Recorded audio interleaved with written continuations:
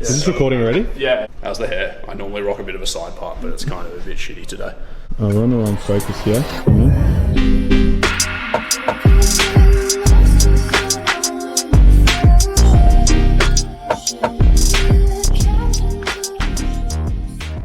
So welcome back to the... Oh, I'll clap for done. Welcome back to the YouTube channel. Today we've got Will Berkman in. Sorry, I'm laughing already because he clapped in my face.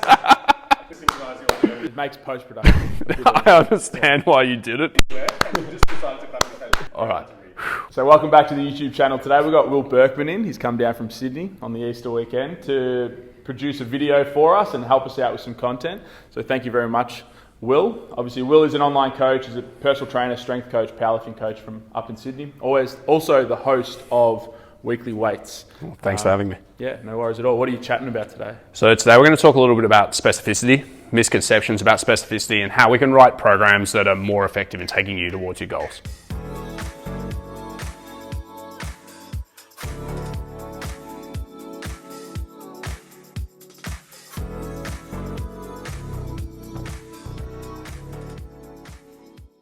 So we were actually just chatting off the camera there for a second, and we were talking about the SAID principle. And I think that probably needs to be outlaid at the start before we start to talk about this. Our common viewer is a little bit newer to training, so if you can outline what the SAID principle is, that would be great. So the SAID principle stands for specific adaptations to imposed demands, and it basically means that you get better at the things that you train for. So if you do a lot of marathon running, you're going to get better at marathon running much more than you're going to get better at powerlifting. But when we start thinking about training in practice, that's where that concept sort of starts to fall over for a lot of people, because the next logical step that they often take is to get better at powerlifting, we must do training that absolutely resembles the powerlifts at all times.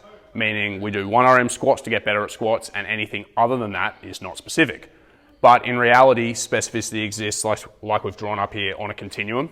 We have the training that is most specific. So for a powerlifting squat, that would be 1RM squat, competition conditions, all of that stuff, all the way through to stuff that is unbelievably non-specific, like doing our marathon running that we just spoke about. And even within that, we have components of specificity, and this is where we start actually making some adjustments within the program, because on an exercise by exercise basis, whilst we might be writing a program to get better at squatting, we still have individual goals. We do things in our program to give us squatting practice. We do things in our program to build us some leg muscles. We do things in our program to keep us healthy by exposing us to some variability. And so when we start writing a program, we want to tinker with individual variables to ensure that on the one hand, we do get transfer, but on the other hand, we get specificity to the exact things that we're trying to prescribe that exercise for. And so when we start thinking about specificity in our programming, what we want to do is start turning some dials. And a few that we'll talk about today are specificity of load, specificity of tempo or the speed of movement, specificity of the movement pattern itself, and then specificity of the muscles used. And all of them we can make adjustments for, and for good or bad reasons. All right, what's your next point? Fuck, I don't know, bro. Just keep going. Oh, I don't need to clap? No. I love the claps. That was, I'm like very into it. All right, so the first question lots of people would then ask is, well, hang on, why can't I just do a 1RM squat every training session? Why wouldn't that make me better? And in the short term, it probably would. But when we think about powerlifting, there's like a multitude of adaptations that we need in order to be the best powerlifter we can be. We do need practice with heavy weights, and we do need all the neural adaptations that come with lifting heavy. But we also need a big base of muscle. We need to stay healthy for the long term, and ultimately accruing enough volume to build lots of muscle and to stay healthy takes some exposure to variety. So we do need some training that is not just 1RM stuff. When we think about adjusting some of these dials, we can say, well, what specifically are we looking to get out of an exercise, and make some targeted adjustments. So one really good example for people who are maybe trying to get their head around how to squat correctly, so how to maintain their midfoot pressure, which is something that Jamie speaks about a lot, without having exposure to those very heavy loads, might be to do a tempo squat. So in that instance, we can dial way back on the load that we're lifting towards the non-specific end here. But by dialing the rep speed back towards what a 1RM would look like, which is very slow, we give them some exposure to a more specific movement pattern and some more chances to get good practice and detect errors. On the complete other end of the spectrum, if we're most concerned with developing hypertrophy, so we want to make sure that we're specifically addressing the muscles used, we might be able to do so with less global fatigue, meaning that we can handle more volume, recover better, and ultimately train more productively by dialing back on the specificity of movement. So say moving towards a hack squat as opposed to your low bar competition squat. Another example I think would be worth unpacking would be somebody that is obviously not going through a competition phase, but looking to move their training in the direction of a peak. Yeah. What would that look like? What would we start to manipulate, and how would we manage these variables? Yeah. So oftentimes what we see in training in the longer term is a trend from non-specific training towards specific training.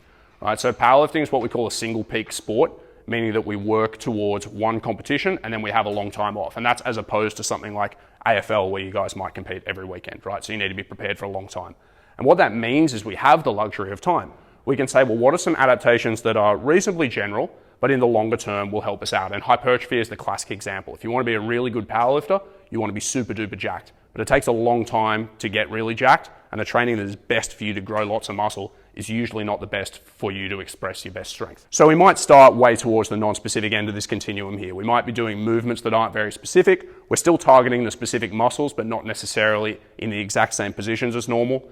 Most of our reps are going to be a little bit quicker than 1RM reps, because when you do a set of 8 to 12, the first 7 or 10 of them are going to be reasonably quick. And the loads are obviously non-specific too, because we're not handling 1RM loads. But then over time, we start dialing up the specificity of the movements. And obviously the specificity of the muscles that we use starts to get turned up a little bit as well. Lifting tempo starts to be determined a little bit more by load as things get heavier.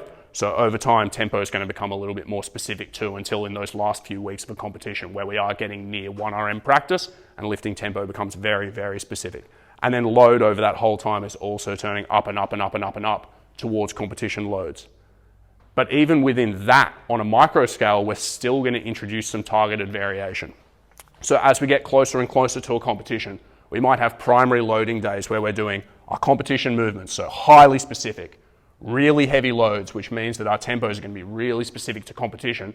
But in order to manage fatigue, we might have days where we do either a different movement entirely or the same movement, but with much lighter loads and moving much faster to create some contrast and to help us manage fatigue.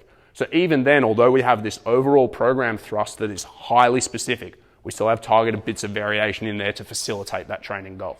What would be a very specific example? So we alluded to earlier that there's this said principle that we have a specific adaptation to the imposed demands of training, and we're going to get targeted outcomes as a result of that. If someone had, let's say, muscle building as their target goal for this training period or this cycle, maybe a 12-week block, what specifically might they be managing within their training?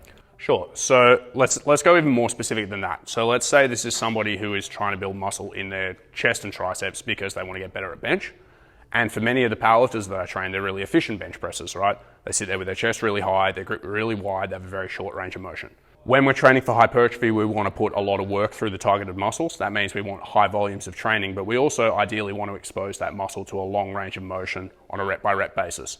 So when you're doing like competition bench press, you're limited by the fact that you're only moving the bar a few inches. And while that's super specific to competition, it's not really great for pec training. And I think you might have even done a video on this recently, right? So when we look at that, we say, well, hey, just doing more competition bench is probably not the best way for us to train to get really jacked. And in fact, we can modify our exercise selection to facilitate that better. So in times like that, I might start to move somebody away from their competition bench press and get them benching with a flatter back or a slightly narrower grip. We might get them doing more dumbbell work. We might get them doing some movements that aren't even pressing movements, doing some flies or maybe some push-ups and things. So moving towards that closed chain environment instead of open chain movements, because all of those things let us get more productive hypertrophy training in. So that's an exercise selection change that we've made, which is on paper less specific, but actually more specific to the goal. But then within loading, we need to move away from 1RM loads, right? Because we need to accumulate a lot of volume, which means probably doing work in the 6 to 10 rep range is going to suit us better. So again, we're dialing this dial way back here, where we're doing so in a way that lets us actually train better for getting jacked. So I guess what you're saying is the goal of the training cycle, even though the long-term goal is powerlifting and get a bigger bench press, the training goal for this specific period of training is not that. It's to get jacked. So our variables have to change with a different perspective of what specificity would be. Yeah, exactly. And that's why having this sort of idea of an overall program thrust is so important. Is saying this is where we want to be at the end, But these are the steps we kind of need to take to get there. It helps you much better distill your training variables down like on a block by block basis and define those shorter term goals. So if the short term goal is to train to get jacked, but the long term goal is to get better at powerlifting, that can make sense in a logical sequence, but it means that your short term training must follow. The only other part I would think is worth touching on would be how we can specifically manage potentially some fatigue. So we alluded to it earlier as well, but what specific variables within a training program would we be adjusting to follow this idea? Sure, so there's two components that I like to think about with fatigue management. So one is fatigue management on the macro level, which is just generally like how hard are your training sessions. So in principle, it's good to have some contrast between hard and easy sessions. We don't like monotonous training. We don't like training that is equally hard all the time.